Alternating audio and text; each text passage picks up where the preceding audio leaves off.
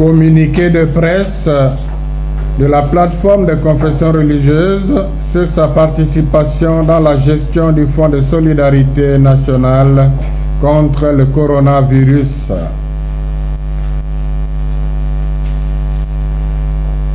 Le lundi 20 avril 2020, le président de la République, M.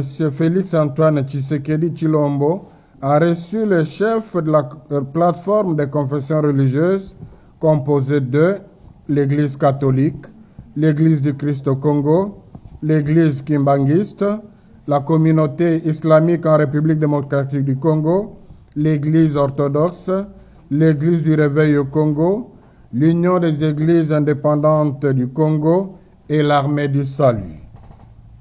Au cours de cette rencontre, le chef de l'État a sollicité l'implication des chefs de confessions religieuses dans la gestion du Fonds national de solidarité contre Covid-19 qu'il venait de créer pour porter une assistance médicale, sociale et économique aux personnes éprouvées. Les chefs de confessions religieuses ont favorablement accueilli cette demande, d'autant plus qu'il s'agit d'une initiative qui vise le bien-être de la population placée au centre de leurs préoccupations comme pasteurs. À cette occasion, les leaders des confessions religieuses ont fait part au chef de l'État de l'organisation de la plateforme des confessions religieuses dont la Conférence épiscopale nationale du Congo, CENCO, assure la présidence et l'Église du Christ au Congo, ECC, la vice-présidence. Le président de la République a suggéré de conformer le service qu'il a demandé à l'organisation existante.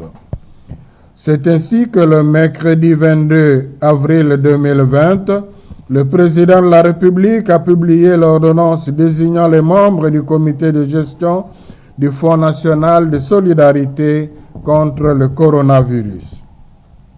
Le jeudi 23 avril 2020, son éminence le cardinal, vice-président de la CENCO, a reçu la notification de sa nomination, la copie officielle de l'ordonnance du 6 avril portant création, organisation et fonctionnement du Fonds national de solidarité contre le coronavirus, ainsi que les notifications des autres membres du comité de gestion. Le vendredi 24 avril, le cardinal a convoqué la première réunion du comité nouvellement créé qui avait à l'ordre du jour la compréhension commune de la mission en analysant ensemble le texte de l'ordonnance du 6 avril 2020. Après avoir scruté le texte, les chefs de confessions religieuses disposés à apporter leur contribution dans la lutte contre le Covid-19 se sont rendus compte que les modalités de cet accompagnement, telles que stipulées dans l'ordonnance, s'avèrent incompatibles avec leur statut de chef spirituel. Il s'agit surtout de leur implication directe dans la gestion au quotidien des fonds publics. C'est pourquoi, le samedi 25 avril, le vice-président de la CENCO et le président de l'ECC ont sollicité un rendez-vous auprès du chef de l'État pour envisager la possibilité de modifier certaines dispositions de ces ordonnances numéro 20/08 du 6 avril 2020 et numéro 20/027 du 21 avril en y ajoutant un conseil consultatif.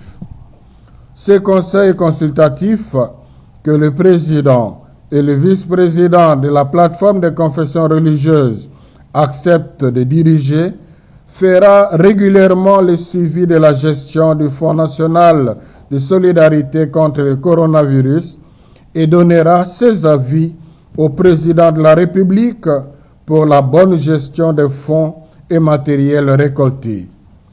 Au niveau du comité de gestion, les confessions religieuses pourront recommander au chef de l'État des techniciens crédibles et compétents qu'il pourrait nommer. Ceux-ci apporteront leur expertise sans engager les confessions religieuses.